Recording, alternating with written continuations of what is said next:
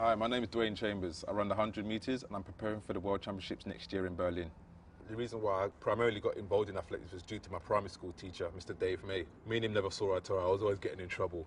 But he was the sole reason why I got into athletics. He saw an ability in me and he encouraged me to do athletics, even though I objected on numerous occasions. I enjoyed it more than I actually enjoyed classes.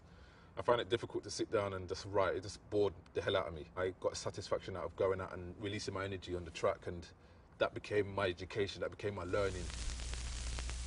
I still wanted to get away from the sport. I wanted to concentrate more on my academic side because I didn't perform very well at school. And so I chose to sacrifice my true passion. And I went to college and I tried to do the right thing and study. And I found myself getting more and more drawn back to what would be my natural career, which was athletics. So with that, I decided to give it a go, and I ultimately became very good at it. So, you know, that was part of my passion, and it still is my passion to this day. My first major event was the European Juniors in 1994. I was going in as one of the favourites to win the gold medal. And at that time, I didn't really understand pressure. I just was more concerned about just actually going out and competing and winning. Ultimately, I went out there and got the gold medal. It was actually a great feeling, and I still hold on to those feelings up until this day, and that's partly what keeps me driven to actually go out and succeed.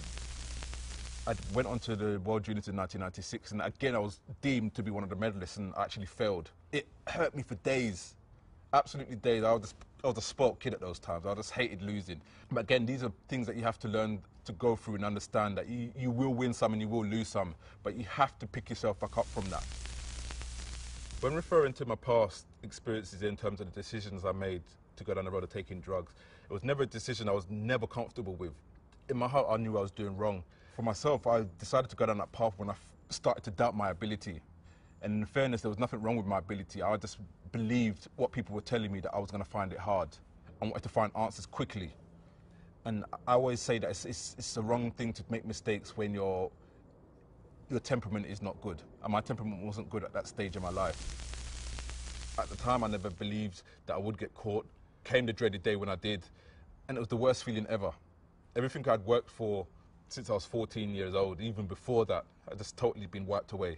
So now from that, you know, I've had to experience a lot of heartache, and my family have gone through a lot of heartache, and you know, I've still got a lot of mending to do amongst my family and friends. I have to go through the process, which I'm thoroughly enjoying, of rebuilding myself. And amongst that journey, I'm taking along other people that want to learn, not to go down the road that I did. So, you know, for me, that's fulfilling. And I would never want to change anything that's gone on in my life, because you learn from it. And what makes an individual smart is how well they pick themselves up after mistakes. My experiences have enabled me to educate my kids as well as the other kids that quick fixes don't work in the long term.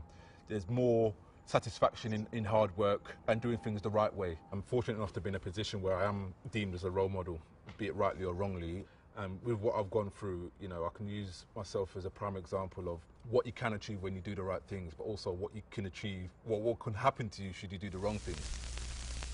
Plans for the future are to continue competing for the next 4 years. Ultimately, we've got the 2012 Olympics coming up in London, which I still want to play a role in, whether it be competing or mentoring or getting kids involved in actually participating in the London Games. The next step is just to, you know, try and correct my mistakes, although they're not going to be forgotten. At least I can try and correct them and use them again as a reference point. I still want to continue educating kids on the rights and wrongs of decisions they could make in sport or in life.